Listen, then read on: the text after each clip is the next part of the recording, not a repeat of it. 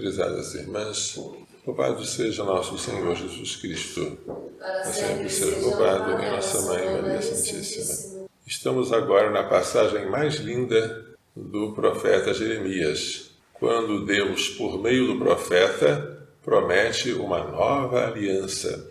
Esta nova aliança não será como a antiga, será uma nova. Imprimirei a minha lei em suas entranhas, e inscrevê-la-ei em seu coração.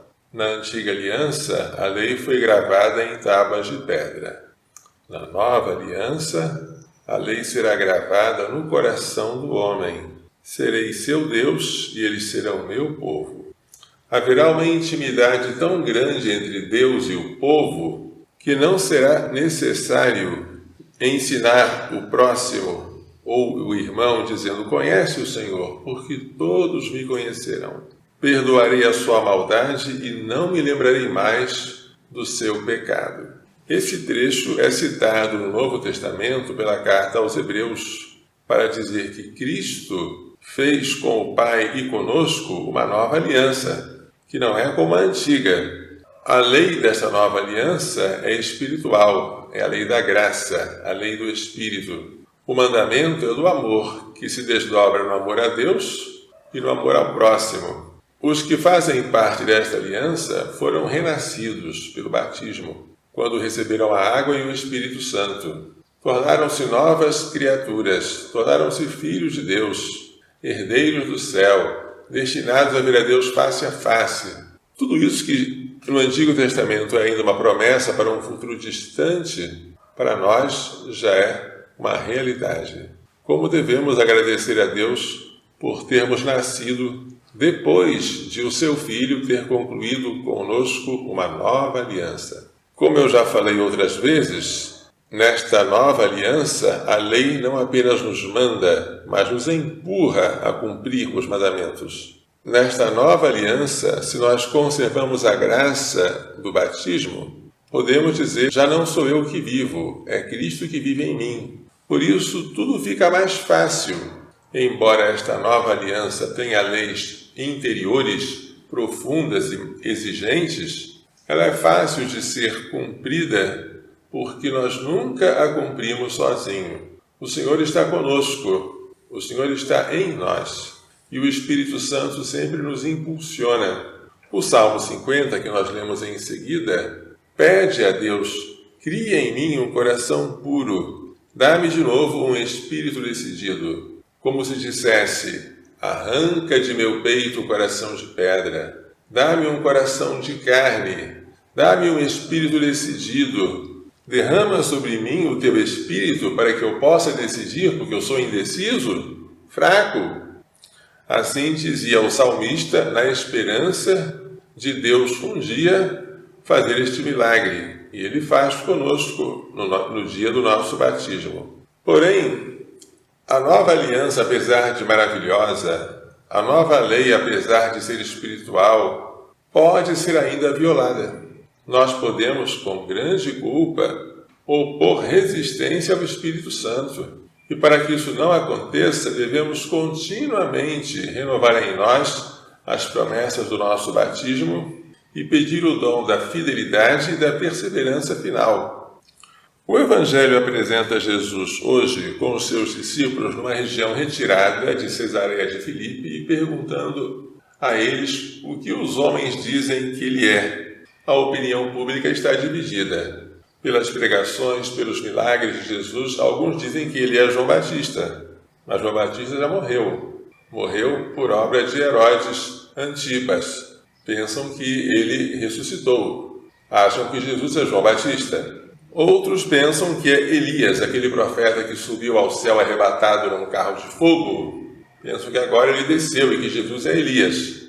Ou ainda que Jesus é Jeremias. Jeremias, este profeta que acabamos de ler na primeira leitura, ou algum dos profetas. A opinião pública está dividida, cada um pensa uma coisa. Então Jesus perguntou: e vós, quem dizeis que eu sou? Se estão caminhando com ele já há algum tempo, devem saber quem ele é. Simão Pedro, que era o mais impetuoso, respondeu como o primeiro da classe: tu és o Messias, o Filho do Deus vivo. É uma resposta verdadeira e completa. E por causa disso, recebe os parabéns. Feliz és tu, Simão, filho de Jonas, porque não foi a carne nem o sangue que te revelou isso, foi o meu Pai que está no céu. Estas palavras o Pai te revelou e tu agora pronunciaste. É uma profissão de fé. Por isso eu te digo, tu és Pedro. É um novo nome dado a Simão. Pedro, em aramaico, se diz Cefas. Tu és Cefas, e sobre esta pedra, que também é Cefas, eu edificarei a minha igreja, e as portas do inferno nunca prevalecerão sobre ela. Jesus vai construir uma comunidade que é comparada a um edifício e uma cidade. A cidade inimiga é o inferno, que tem portas, mas as portas do inferno não prevalecerão sobre a igreja. Eu te darei as chaves do reino dos céus. Aqui Jesus faz a promessa de entregar a Simão, agora chamado Pedro, as chaves. Como o inferno tem portas, o reino dos céus também tem portas e chaves. Tudo que ligares na terra será ligado nos céus. Tudo que desligares na terra será desligado nos céus. Então, aqui na terra, Simão, agora chamado Pedro, tem o poder de proibir, ligar, ou permitir, soltar. Tem o poder de punir, ligar, ou de absolver, desligar. E aquilo que ele fizer na terra será confirmado pelo Pai no céu. Pedro é um nome comum. Simão é um nome próprio. Simão é Pedro, mas quem veio depois de Simão, São Lino, também é Pedro. Cleto também é Pedro. Clemente também é Pedro. E todos os sucessores de Simão são chamados Pedro. Para nós, Pedro é Francisco, o bispo de Roma, o nosso Papa, a quem nós devemos respeito e obediência. Ele tem o poder das chaves, de ligar e desligar. Então Jesus ordenou aos discípulos que não dissessem a ninguém que ele era o Messias. Você acertou a lição, mas não conta para ninguém, porque os outros não são capazes de entender isso. Então Jesus começou a mostrar que ele deveria ir a Jerusalém, sofrer muito da parte dos anciãos, dos sumos sacerdotes, dos mestres da lei, devia ser morto e devia ressuscitar ao terceiro dia. Mas quando Simão, agora chamado Pedro, ouviu tais palavras, ficou espantado. Ele é o Messias. Ele veio para nos salvar. Ele veio para restaurar Israel. Agora ele vai sofrer, morrer. Então ele delicadamente chamou Jesus ao lado para evitar constrangimento e disse: Deus não permita tal coisa, Senhor. Isso nunca te aconteça. Isso ocorre quando alguém se espanta porque uma pessoa fala sobre a morte, sobre a brevidade da sua vida, sobre a gravidade da sua doença. Alguém diz: não fala isso não. Isso nunca vai acontecer com você.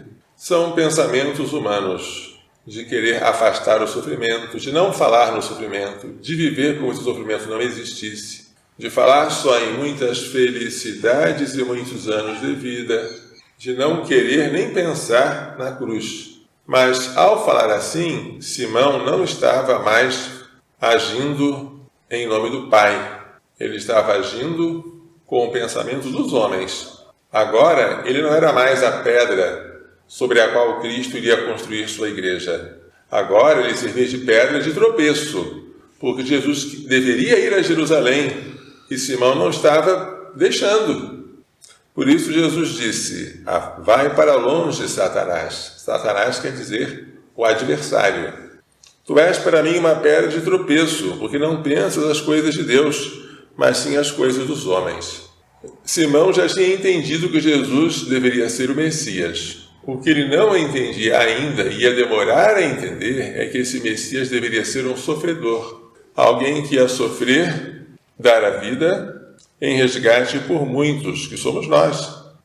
E depois de pagar o preço da nossa redenção, ele iria ressuscitar ao terceiro dia, entrar na sua glória. Hoje nós temos a Igreja Católica, pertencemos a ela sem merecer. Mas se pertencemos, temos uma dívida maior. Os que não são católicos não serão julgados com tanta severidade quanto ao dever de santidade. Nós que pelo batismo recebemos a incorporação a Cristo, nos tornamos membros da Igreja, não podemos brincar com a aliança que Cristo fez em nosso favor, do sangue que Ele derramou por nós e do batismo que nos tornou filhos de Deus. Também não podemos ignorar ou resistir o Espírito Santo, porque o Espírito Santo vem para soprar, mas ele sopra onde ele encontra as velas abertas. Ele não consegue mover o barco com as velas dobradas. Daí o nosso dever de deixar-nos conduzir pelo Espírito de Deus, para nos comportarmos como filhos de Deus.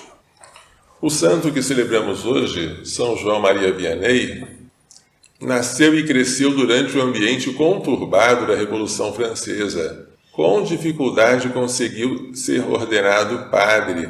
Foi enviado para a aldeia de Ars, na França, e sem ter muito estudo, ele possuía grande dificuldade de aprender, transformou aquela aldeiazinha em um centro religioso de peregrinação, simplesmente porque ele se dedicava a uma mortificação severa, porque ele rezava muito e porque ele queria salvar a todos. E para salvar a todos, ele não se importava de permanecer horas e horas no confessionário para pescar os penitentes que iam lá, uma vez que os apóstolos foram chamados pescadores de homens.